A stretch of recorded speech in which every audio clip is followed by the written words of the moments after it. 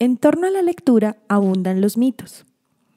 Como docentes y especialistas en educación, nos corresponde confrontar las prácticas de aula a la luz de la investigación científica. Este es el mito más común. Aprender a leer es un proceso natural. Pero hoy lo sabemos, aprender a leer no es un proceso natural. Nuestro cerebro está hecho para hablar y escuchar, pero debe hacer adaptaciones para leer y escribir. A diferencia de hablar, leer todavía no es una herencia genética de los seres humanos, y con los nuevos cambios en la tecnología se necesitarán aún más adaptaciones. Gracias a la plasticidad del cerebro, adaptamos los circuitos neuronales que posibilitan la lectura. La lectura es una destreza nueva para el cerebro y su aprendizaje varía según la lengua. Así, por ejemplo, en lenguas transparentes como el español, los niños requieren menos tiempo para aprender la gran mayoría de palabras debido a que existe una correspondencia entre los fonemas y grafemas. Un sonido corresponde a una letra. En cambio, en lenguas más opacas como el inglés, el proceso se extiende debido a que son irregulares.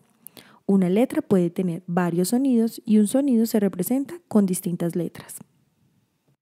Los bebés desde recién nacidos reconocen los sonidos de su entorno y hacia los 2 años prefieren los sonidos del idioma al que están expuestos y pueden nombrar objetos. Pero leer es más complejo que decir cómo se llaman las cosas que vemos. En la caja de letras del cerebro se concentra la mayoría del conocimiento sobre la forma de las letras y sus combinaciones, así como el significado de las palabras y los mensajes. Entonces, ¿por qué es importante eliminar este primer mito? Porque, como lo hemos visto, leer no es lo mismo que hablar. Desarrollamos el lenguaje naturalmente, pero alguien tiene que enseñarnos a leer. Mito número 2. Los métodos globales hacen más fácil la lectura porque nos comunicamos con palabras y no con sonidos. Este mito se alimenta de 2 hechos. La tendencia natural del niño a interpretar la palabra como un todo y la velocidad de decodificación del lector experto que da la impresión de que leemos palabras y no letras.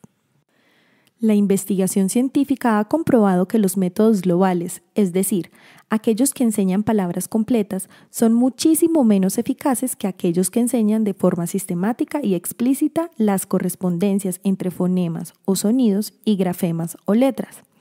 Esta forma explícita de enseñar acelera el aprendizaje de la lectura porque permite que áreas corticales terminen especializándose en el reconocimiento de las palabras escritas.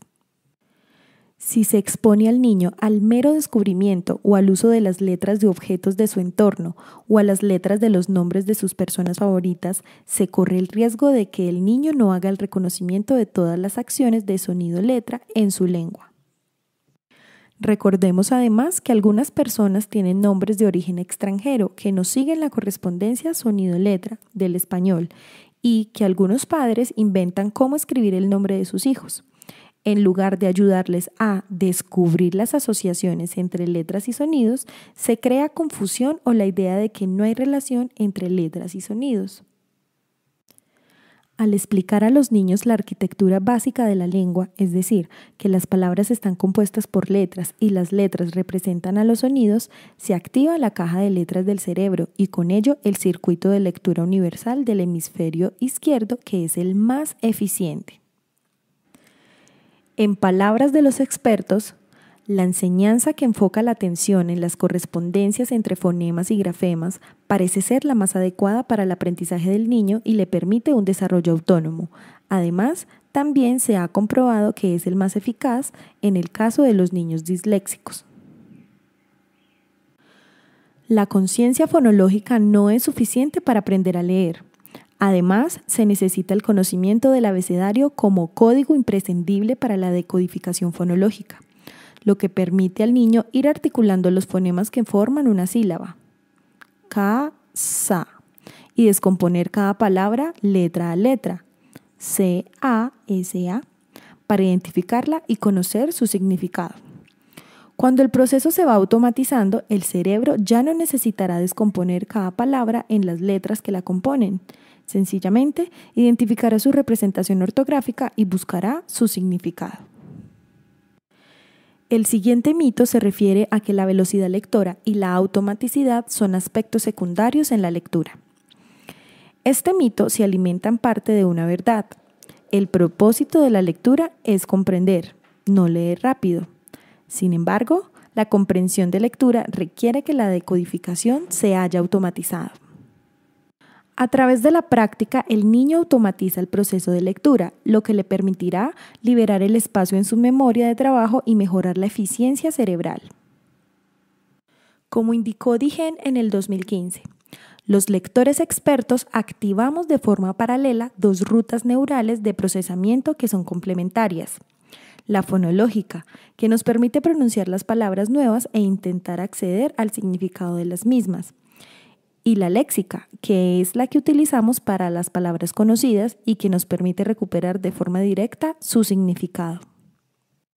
Entonces, cuando el proceso de lectura se va automatizando, el cerebro ya no necesitará descomponer cada palabra en las letras que la componen.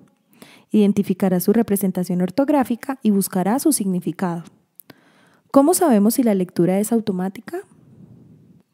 Cuando leemos con buen ritmo y prosodia, sin esfuerzo y sin equivocarnos. Por lo tanto, para poder comprender lo que se lee, es fundamental tener una velocidad lectora y automaticidad. El siguiente mito es que lo único que importa es la comprensión. Este mito se relaciona con el anterior. Como ya mencionamos, el último propósito de leer es comprender el texto. Pero no podemos llegar a la comprensión lectora saltando u omitiendo pasos. La comprensión de lectura es el proceso de construcción de significado de un texto que involucra unos subprocesos: la decodificación de las palabras escritas y la interacción de los conocimientos previos del lector para obtener una comprensión aproximada del mensaje del escritor. La comprensión se ve comprometida por varios factores que actúan en cadena. La decodificación, porque cuando un estudiante no puede descifrar lo que dice el texto, se frustra y no se siente motivado a leer. Además, no puede leer textos de complejidad creciente y depende de alguien más para que lea en voz alta. Este factor desencadena la falta de práctica que a su vez compromete la automaticidad de la lectura y la ausencia de herramientas lectoras que se adquieren con la práctica. El vocabulario y el reconocimiento de palabras será más pobre en tanto que no desarrolla las estrategias y herramientas lectoras del lector experto. De esta forma, sin decodificación y automatización, ni riqueza de vocabulario y estrategias de comprensión, no alcanzamos el propósito final de comprender lo que leemos. Para obtener más información sobre los distintos elementos de la lectura, vea este video: Trenza o cuerda de la lectura para docentes. El quinto mito es que todos los niños aprenderán a leer tarde o temprano. ¿Cuántas veces hemos escuchado que cada estudiante aprende a su propio ritmo o que hay que esperar a que maduren? Piénselo, si esto fuera cierto, no existirían personas analfabetas en este mundo. ¿Por qué no aprendieron ni tarde ni temprano? Porque no es un acto voluntario de descubrimiento, no es un proceso de maduración ni se da naturalmente en ciertas condiciones. Leer es un acto artificial que debe enseñar la escuela hasta volverse acto incorporado en el niño. En un famoso artículo de la Federación Americana de Maestros explica que esperar no funciona. Los alumnos no maduran tardíamente, en realidad se marchitan mientras seguimos esperando. Esperar a que los niños maduren o aprendan eventualmente hipoteca su futuro académico, ya que el currículo entero está basado en el supuesto que el estudiante es un lector que comprende el texto y el mundo. Las cifras son reveladoras. Los niños que no leen fluidamente en cuarto grado tienen 4 veces más posibilidades de abandonar la escuela durante la secundaria que sus pares lectores, independientemente del nivel social y de pobreza o vulnerabilidad. En Latinoamérica, el 39.5% de los estudiantes de tercer grado no alcanzan ni siquiera niveles mínimos de lectura. No podemos seguir esperando que los números cambien sin intervenir el aula con prácticas efectivas para la enseñanza de la lectura y la escritura. Los niños que no aprendieron temprano tampoco están aprendiendo tarde y corren el riesgo de cansarse de intentar aprender. Finalmente, el último mito que veremos es que no hay que insistir en que los alumnos lean, porque da lo mismo comprender un texto leyéndolo que escuchándolo. Durante los 3 primeros siglos de nuestra era, estar alfabetizado significaba escuchar a otros leer. Algún esclavo competente o un maestro culto leía en voz alta a sus estudiantes y así los educaba.